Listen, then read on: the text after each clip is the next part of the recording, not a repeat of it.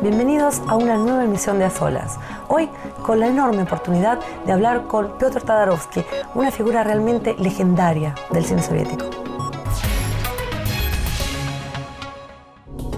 Piotr Todorowsky nació el 26 de agosto de 1925 en la Unión Soviética. Durante la Gran Guerra Patria fue enviado al ejército activo. Lo visto y vivido en aquellos años quedó para siempre grabado en la memoria del joven teniente y luego se reflejó muchas veces en sus películas.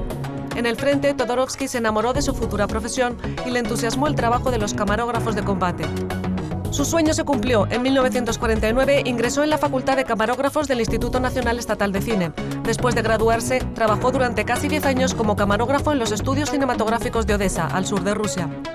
Piotr Todorowsky posee una gran cantidad de premios de muchos festivales de cine, tanto nacionales como internacionales. Su primera película, titulada Viernost, Fidelidad, fue filmada en 1964 en memoria de su compañero de combate y fue galardonada como el mejor debut de director en el Festival de Cine de Venecia. La película Un idilio de campaña, que salió a la pantalla en 1983, fue nominada al premio Oscar como la mejor película extranjera. En el 29º Festival Internacional de Cine en España, en 1984, la película recibió el premio al mejor guión escrito por el director. Además, Piotr Todorowsky es compositor. La música ocupa un lugar especial en su vida y en su creación. Las obras de Todorowsky suenan no solamente en sus películas, sino también en las de otros directores. En su tiempo libre, Todorowsky toca la guitarra y compone música. Su dominio excepcional del instrumento y su voz han sido admiradas por más de una generación de espectadores. Piotr Todorowsky sigue trabajando activamente y no imagina su vida sin la creación. Para empezar, señor Todorowsky, permítame darle las gracias por recibirnos aquí. Es un verdadero honor tener la oportunidad de hablar hoy con usted.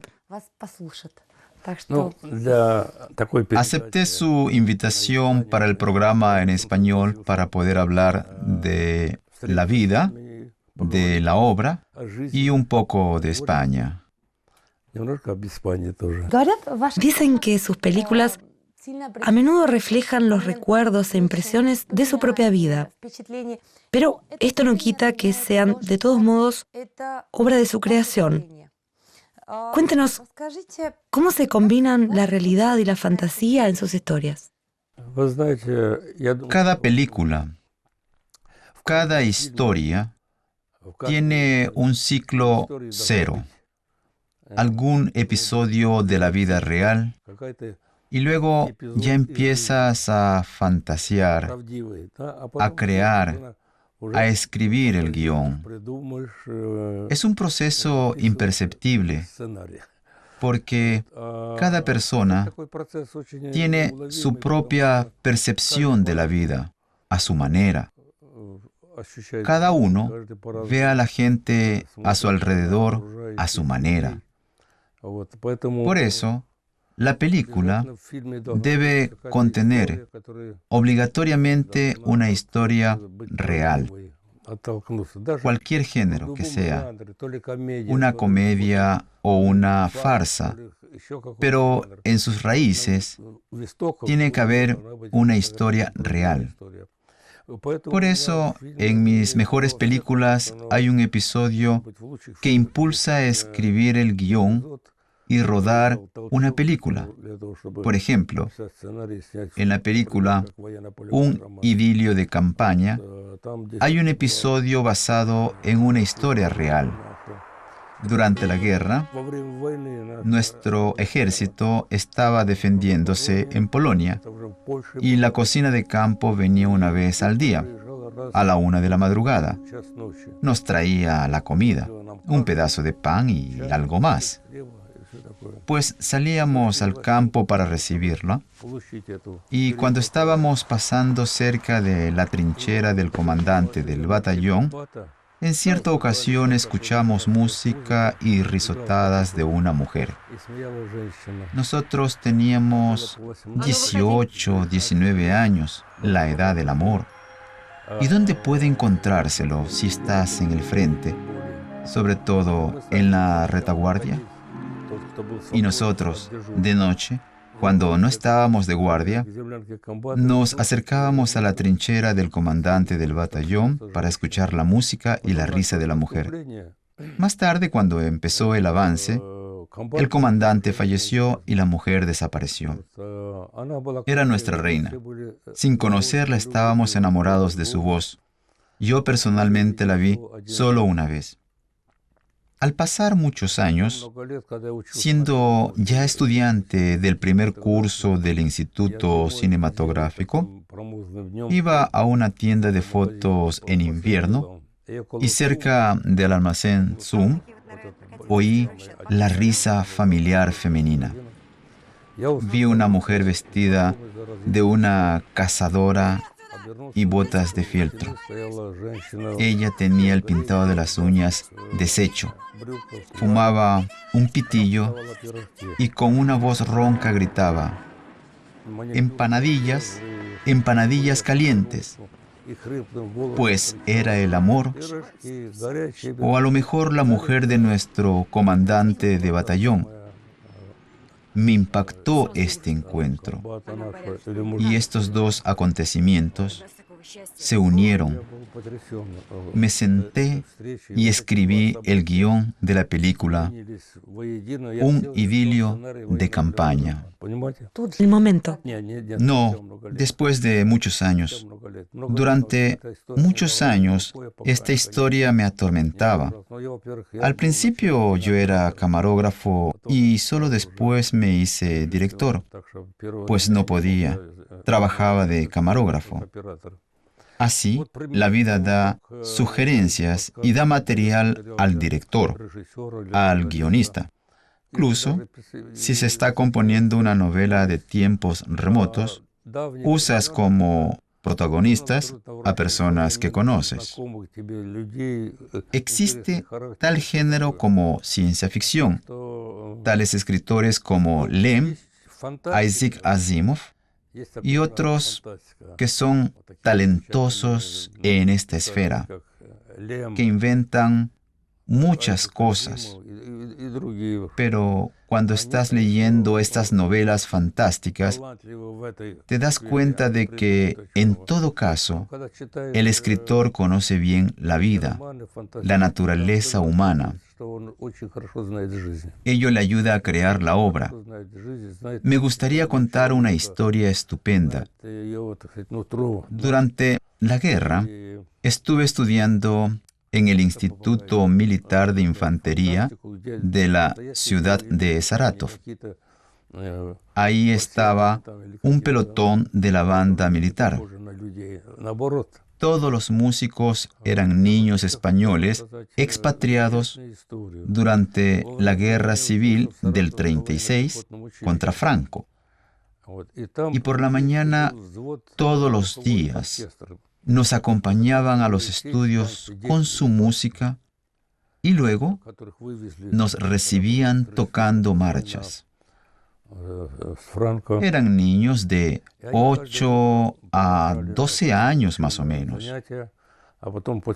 Mucho tiempo pasó desde aquella época. Tenía un amigo, actor del teatro de Abrasov, Zinovy Gert. Estuve en su teatro un día y subió a su coche un músico. Resultó ser español.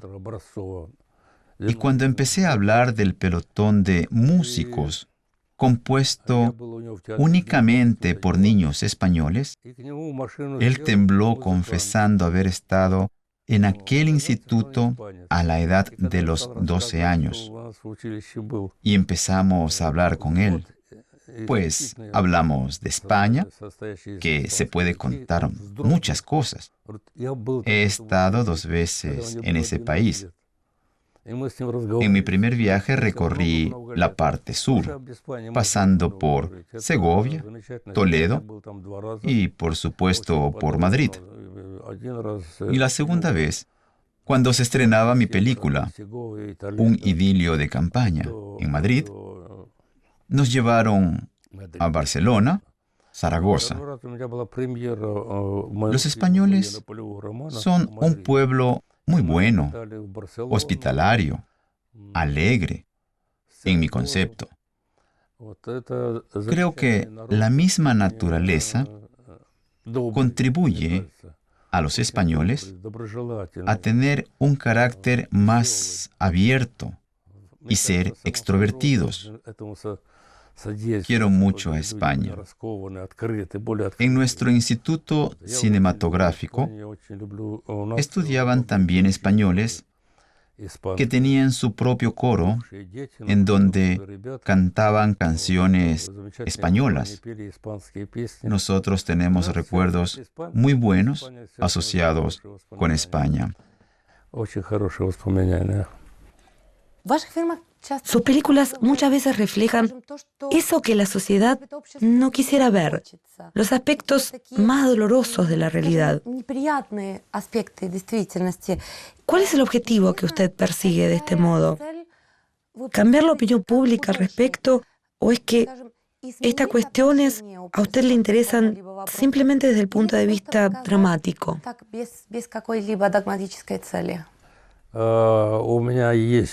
Tengo una película que no gustó en absoluto a los militares. Incluso recibí cartas con amenazas. La película se llama Angkor, otra vez Angkor. Mientras tanto, la película obtuvo muchos premios. En Tokio fue galardonada por el mejor guión. Aquí fue reconocida como la mejor película del año.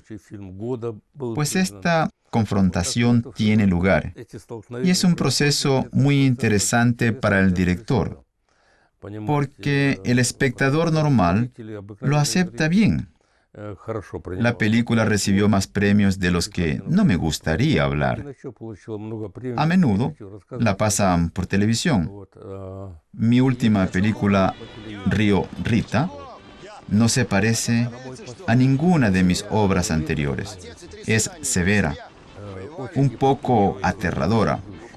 Es poco de Todorovsky, porque tiene cosas graciosas, líricas, diferentes. Pero esta película está aparte.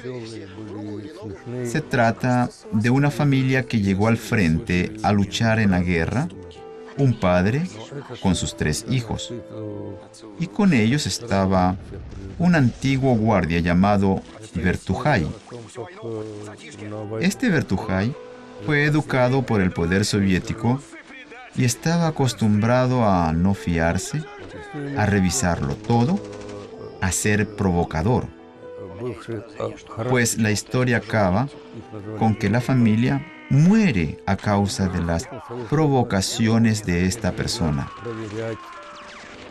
Por ejemplo, él se enteró de que el hijo mayor estaba casado y de inmediato se enamora mucho de su mujer.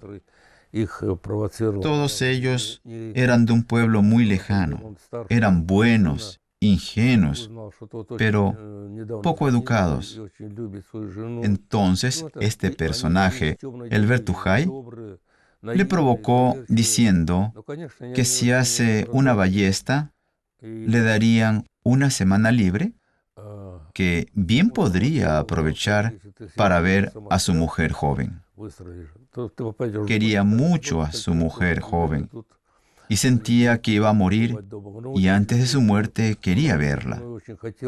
Es una historia muy cruel de cómo le capturaron y lo fusilaron e hizo una ballesta. Hay otras historias sobre su hijo mediano. Hacemos una pequeña pausa y no se vayan, que enseguida estamos de vuelta.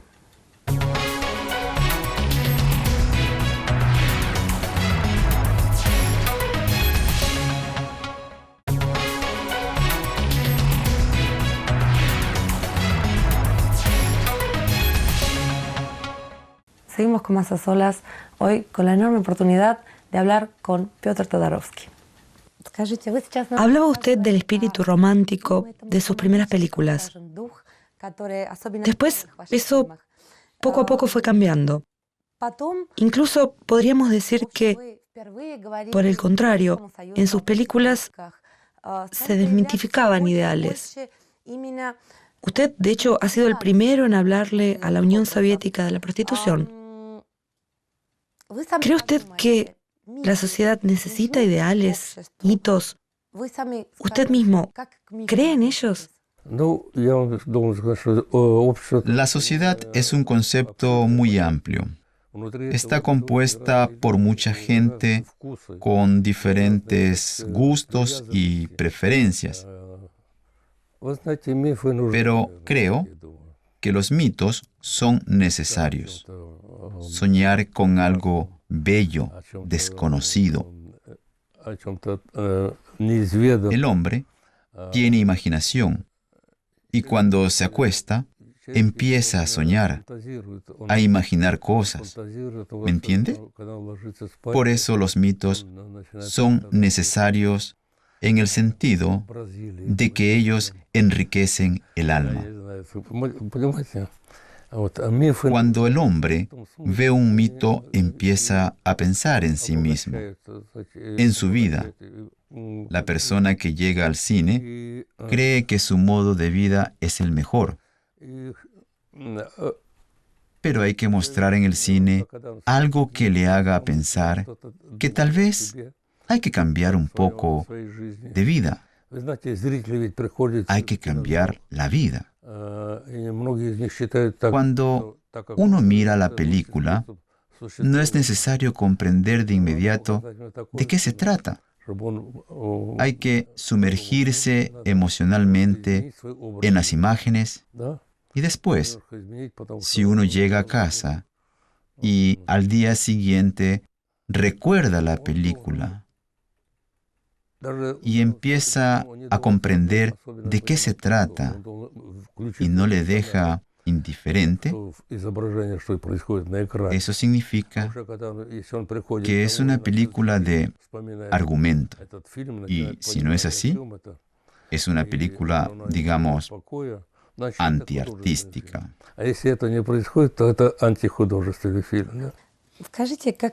¿Cuánto hay de usted mismo en sus personajes? Para bien o para mal, hay cierta influencia. No estoy pensando en eso, pero el protagonista, el personaje principal, tiene mis hábitos, algunas maneras de hablar, de bromear. Debo decirle que no me gradué ni como director de cine, ni como guionista. No estudié en el conservatorio, aunque compongo música para mis películas.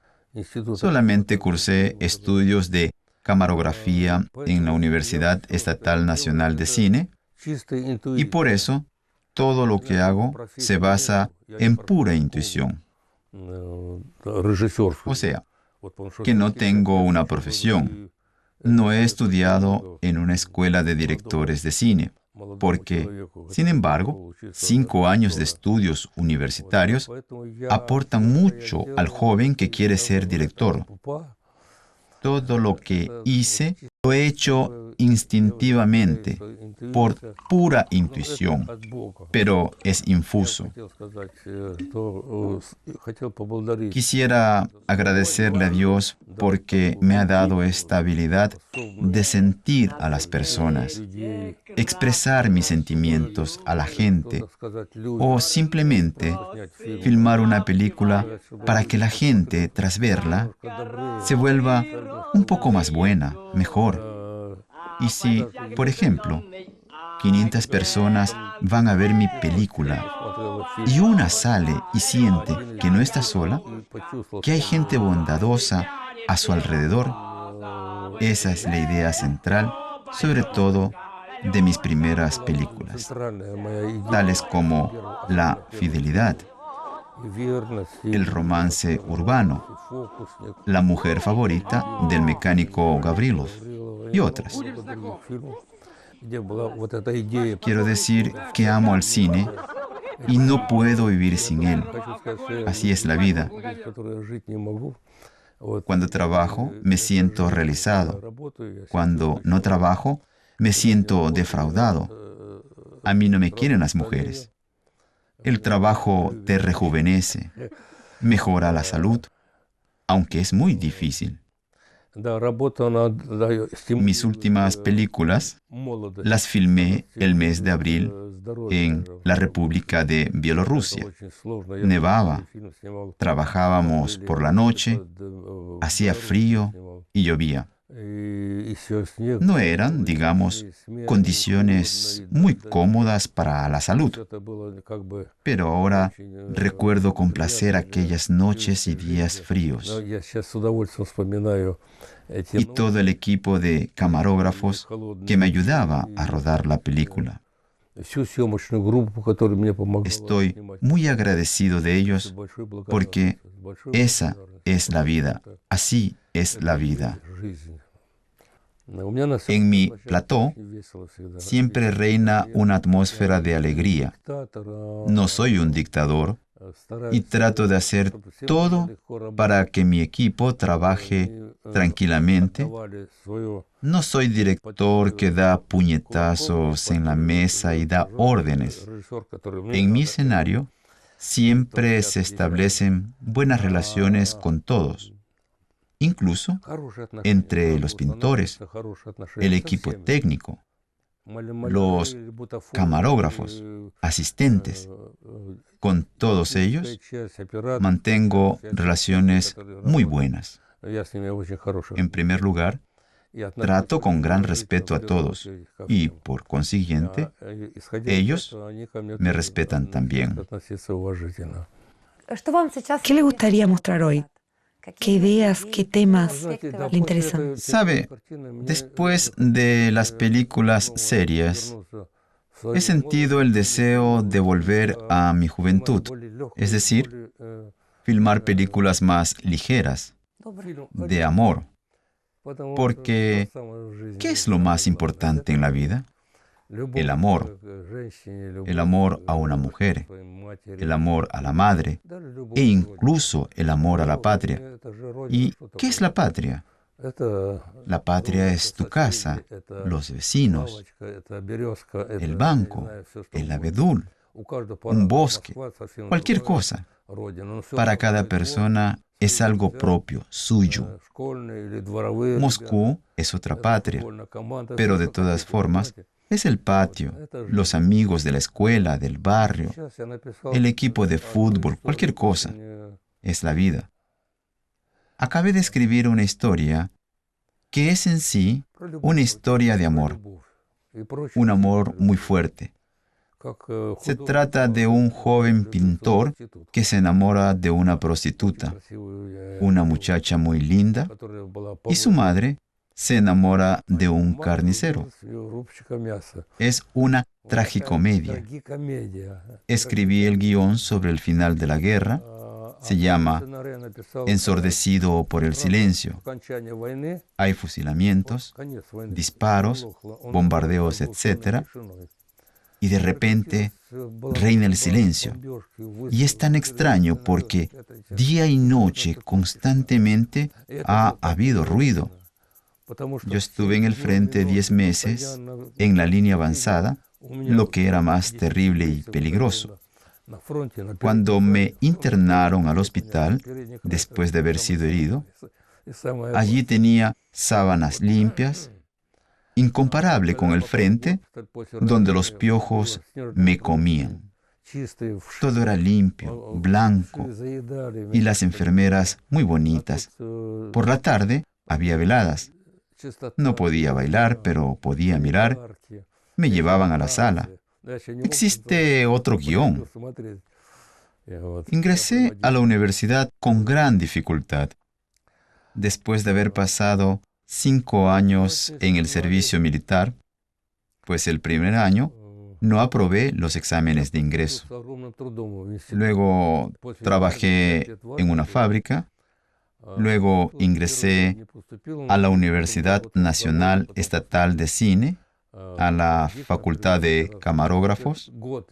En los exámenes de ingreso recibí notas bajas y por eso fui privado de la beca y tuve que ganarme la vida descargando cargas, buscar ingresos suplementarios, sacar fotos. Por ejemplo, al final del primer año de estudios me expulsaron por incapacidad profesional. Era el año cuando uno tenía que probar si tenía o no talento.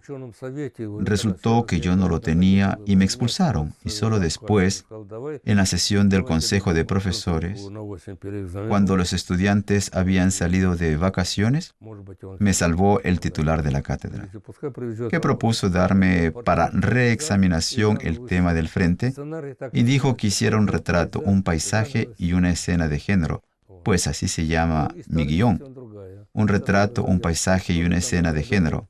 Bueno, la historia es otra. Lo que he contado solamente intriga, y la historia trata del amor, de cómo una muchacha enemistó a 3 amigos que se enamoraron de ella. Es una historia ligera y divertida y con un final feliz. Bueno, vamos a estar esperándolas entonces y la próxima vez podremos hablar sobre estas películas. Muchísimas gracias una vez más por esta entrevista. Gracias. Con nosotros ha estado Piotr Todorowsky, uno de los más grandes directores del cine soviético. Nos despedimos. Hasta la próxima.